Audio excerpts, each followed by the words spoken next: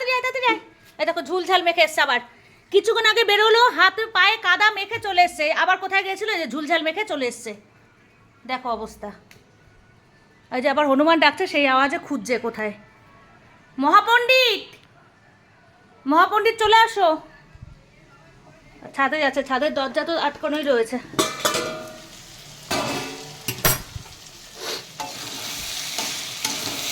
এই কড়াইটা দেখে একজন কমেন্ট করেছে, আমি তার নাম নেব না, এর আগে একটা বেশ, আমি কড়াইটা মাঝে মধ্যেই রান্না করি, আর একটা ভালো কড়াইও আছে ওটাতেও রান্না করি। আর এই কড়াইটাতে রান্না করলে বন্ধুরা কী বলবো, খুব তাড়াতাড়ি রান্না হয়, তেলও অল্প লাগে। এটা অনেক পুরনো কড়াই, কড়াইটা এমন কালো হয়ে যাওয়ার কারণটা হচ্ছে এটা হলো আমার শাশুড়ির মার কড়াই, কাঠের জালে রান্না করতো তখন উনি, সেই কড়াই, বহু বছর আগের কড়াই এটা।